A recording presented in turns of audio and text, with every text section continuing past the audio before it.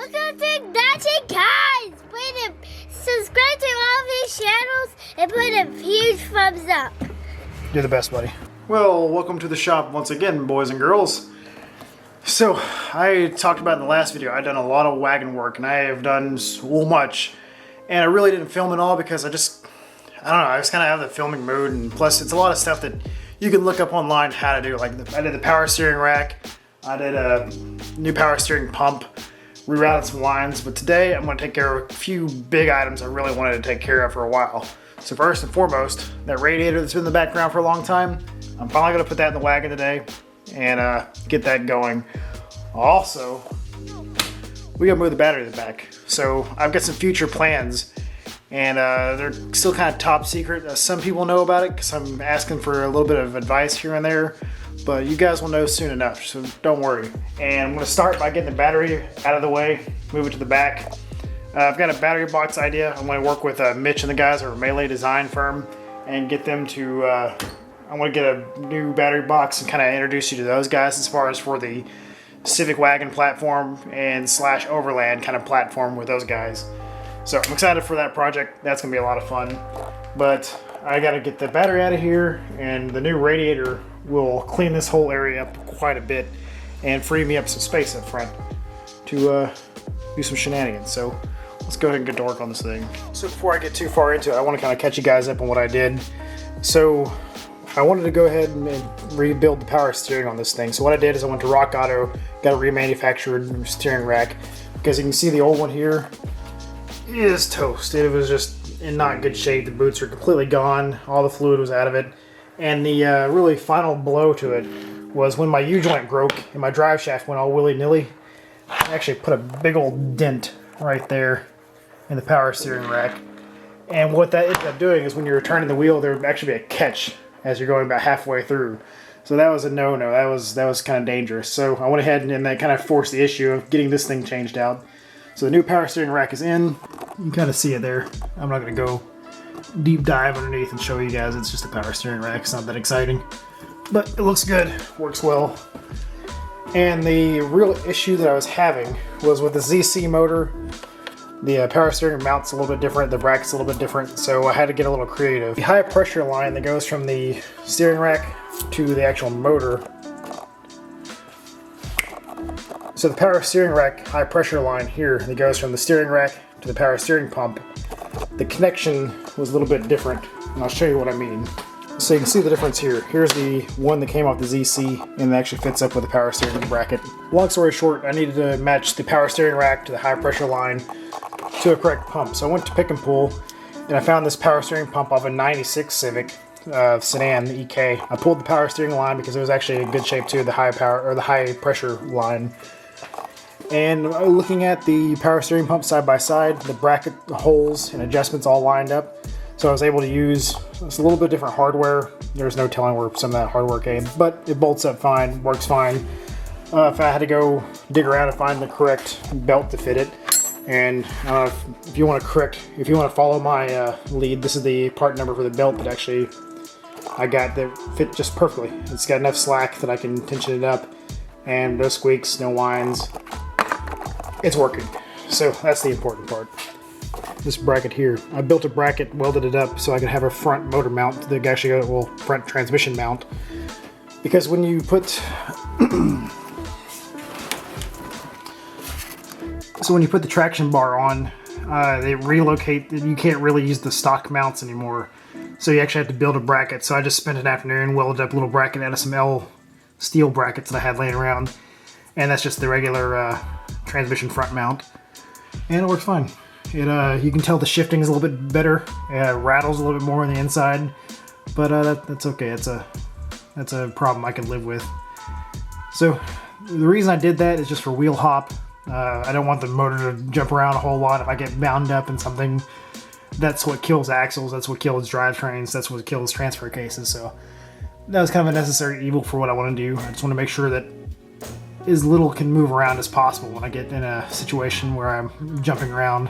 Alright, so I'm going to go ahead and start removing the battery. I already started to loosen this up before I remembered I was going to record this. As you can see, I didn't really have a proper strap, so I just had I cut down a ratchet strap.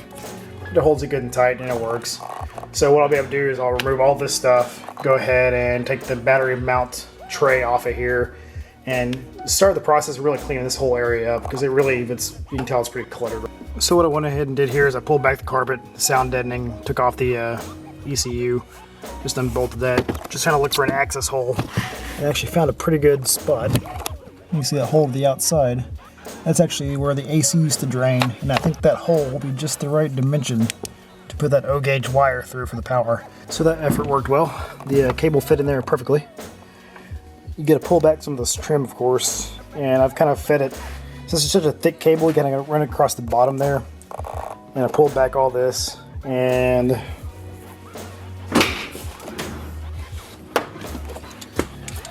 you gotta make sure you run it underneath your belt feed down there, your lap belt. So I just ran it, you can push it pretty easy. I pulled up some of that carpet so I'd make it feed a little easier. And all I did was I slit the carpet right there, pulled it through, kind of left my coil there. And I fed it, cut another slit there. I'm not sure exactly where I want to put the battery. I think right there might be a pretty choice area just for now. Build some straps, that way it'll hold good and tight there, but everything over here is pretty well packed up whenever I go somewhere. Just make sure the terminals are covered and it's got a good strap, but I think that's going to be where I end up putting it. As you see here, I've got the O-gauge poked through. What I'm going to do is you can kind of see down there where this is the firewall. I'm going to go ahead and silicone that in. Let's see if I can zoom in. There we go. I'm going to silicone that in, that way I don't have water and all that other stuff coming through, but I'm going to have to wait till I have a permanent position for this, because here's the connection terminal I bought. It's just a post that you can put your positives on. I was thinking about putting it here, but it's kind of intrusive into the engine bay, so I may end up running it up here on the wall, or somewhere out of the way. Haven't quite decided yet. Like I said, I need to clean all this crap up anyway. Alright, so I lifted up the carpet, kind of moved the seat up, kind of de-skinned this. It's really not that hard, just gotta be careful not to break these tabs off. So I found a spot where I want to go ahead and put the ground to. There's just a 10 mil here that holds up this I guess the cargo cover area. So what I'm going to do is I'm going to take a wire wheel, clean all that metal, make sure it's a good grounding surface, and bolt that 10 mil back to it, and that should be good to go. That should be a good ground. It's not exactly the best location, but I can reroute the ground back through there, through that carpet slit that I made, and I think I made it look kind of clean, at least for now. The real location I'd like to put the battery eventually, whenever me and MeLe get together and kind of work on an idea, is down here. Of course, that'd be the preferred spot, because I don't really need a spare. With the wagon being up this high, that little donut's not going to do it. She's a little bit small. So, yeah, I'm going to go ahead and delete the spare tire. Looks like this actually got some miles on it, so I ran this one for a while. I got the wire wheel after it got the paint up, bolted that 10 mil back down, and I think it should be good. We'll give it a shot. If it doesn't crank over super strong, then we'll know the ground's bad. Isn't that right, buddy? Yeah. Alright, so I ended up doing stuff a little bit differently. I've got the battery mocked up here. It's obviously not going to sit right there, but I'm doing a kind of proof of concept test fire. So I'll take you up to the front. And instead of doing the post terminal like I was going to do here, I kind of thought about it with my intake coming across there. It'd be rubbing right on that terminal. I really didn't want that.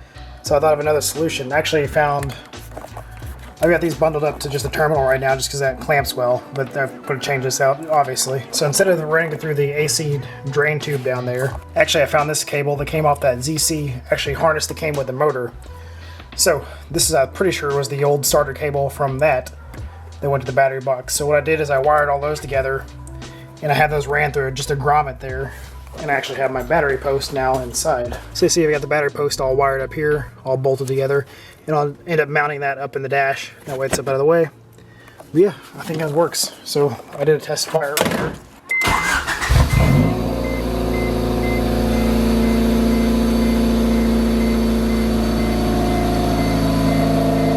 It starts up just like always. No hesitation, no craziness. Just right on, ready to go. Well, there you go. Battery tray is out. Wires are wired. So I went ahead and mounted that post up inside here in the kick well.